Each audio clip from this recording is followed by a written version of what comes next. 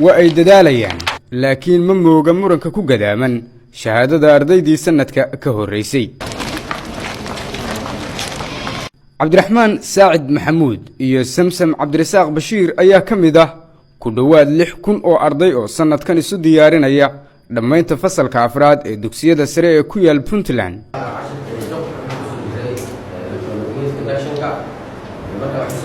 walwalka waxa ku abuuray shahaadada ay wali la yihiin ardaydii kal hore dhamaysay dugsiyada ku yaal Puntland oo ay og yihiin caqabada ka haysata la'aanta shahaadada wasaaradda waxbarashada ee dawladda dhexe cabsida ay dareemayaanna waa in ay qaadaan wadada sidaa waxaa qaba cabdiraxmaan saacid maxamuud oo ka mid ah ardayda wax ka barta dugsiga najaax ee boosaaso waxaana halkan ka qalan jabiyay walaalkay koriga weynaa baan ka qalan jabiyay kaasoo markiis isaguna ilaa hadeer shahaado la'aan ahaa oo markaas wadanka ka bixi lahaa shahaado la'aan awgeed buuna hadeer u jooga xaafadda laftigay waxaan ka baqayaa sidii walaalkay ku dhacdo kale inay shahaado la'aan ay ugu dhacdo isla markaasna labadeena oo shahaado la'aan aan guriga isugu tagno taasaan baqdin aan ka qabaa dareenka walbahaar ku kale kuma aha cabdiraxmaan oo samsam ayuu iyadana damqayaa sidaas la mid ah magacayga waa Samsam Cabdirasaaq Macalin Bashiir dhigata iskuulka Najaax Secondary School waxaan ka mid ahay ardayda sanadka dhameynaysa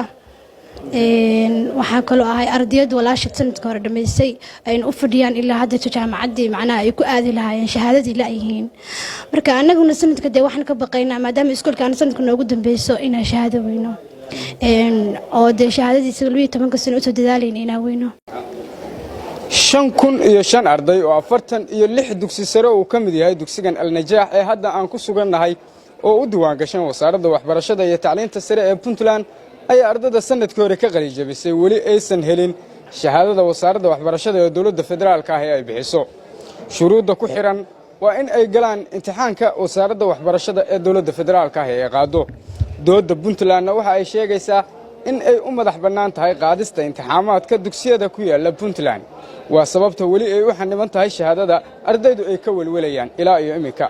Abdullaahi Cabdiwali Aadan ayaa ka mid ah ardayda kal hore ka baxay dugsiga Najaax ee magaalada Boosaaso waa shahaado suge wali naawilaya war farax geliya waase hadii xal laga gaaro xaalka taagan waanu hadeer waxaan ka mid ahaa ardayda haminaysay inay dalal ka baxsan Afrikadan ama Afrikadan yugada ku taala inaan wax ka barto oo fursadahaas aad baan u raadinayay laakiin nasiib darro darteed waxa mar walba iga xanimnaa waxay ahayd shahaadada federaalka ina mar walba laga dalbado xitaa waxa dhacda inaan maxtaa dhowr jeer aan codsiyo dhiibtay oo codsiyada ay kamid ahaayeen waxyaabihii shuruudii ugu xirnaa in shahaadada aan soo bandhigo oo aan ka muujiyo waxyaabihii codsiga aan ku muujisanayo intii hawshan ay jirtay ardayda dugsigan ka baxay sanadkii hore celcelis 20 ilaa iyo 25 ayaa asbuuci u yimaada maamulka si ay uga tooydaan in rajo ay shahaadadoodii ku helayaan soo korortay maamulaha dugsiga Najaax Yaasiin Cabdiwaaxid Dhahar ayaa sidan ii sheegay su'aalaha ugu badan oo igu soo laalaabto waxa kamid ah inay ardaydu ay weydiiyaan in heshiis laga gaaray oo wasaaraduhu ay ka gaareen arrimihii shahaadada maadaama aan nahay maamulkii waxaanu samayn jirnay inaan u fududeyno ardayda shahaadooyinka oo aan u dirno waxa hayaa lacaga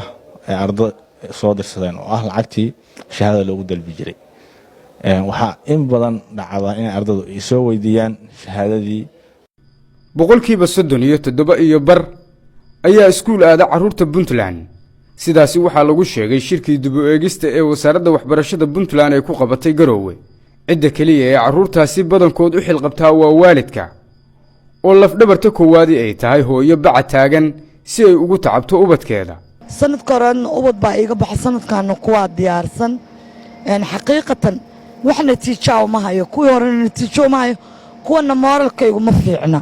annaga haddaan hooyooyinahay annaga ardada maxay tale ka baxsan annaga dawladna ma fangareyso mid federaalna nama fangareyso mid Puntland nama fangareyso caqabada macallimiintu noogu shaqeynayaan ka sokow ardadina annaga maxay tale biilkooda iyo wax walba annaga qaabilsan anigu haddana meherada yarood igu soo booqateen aan jooga viigooda anaa bixiya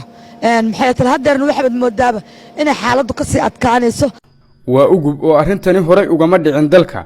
in arday intaa la eg lagu murmo mustaqbalkooda shahaado laakiin weli lagama quusan in wasaaradaha ku muransan shahaadada ardayda talo loo jeediyo. maxamed cabdulqaadir waxa uu ka mid yahay barayaasha jaamacadda rirsi ee ku taal boosaaso. halka waxaan u arkaa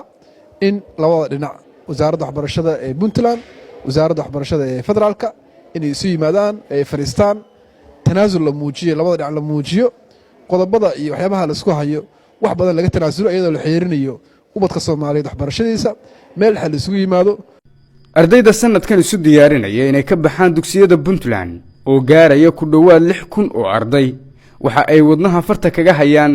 in ay tooda waayaan tu kale ha joogtee. waxaan u direynaa fariin dhammaan wasaaradda labada wasaaradood puntland iyo Soomaaliya inay xal u helaan macnaha shahaadadeena oo sanadka murankan ku saabsan shahaadada 5,005 arday oo ka baxay dugsiyada puntland wasaaradaha ayaa dhowr jeer isaga jawaabay warbaahinta laakiin lama oga wali xalku meesha uu ku dameynayo. maxamed xasan dhalo warbaahinta Daljir boosaaso.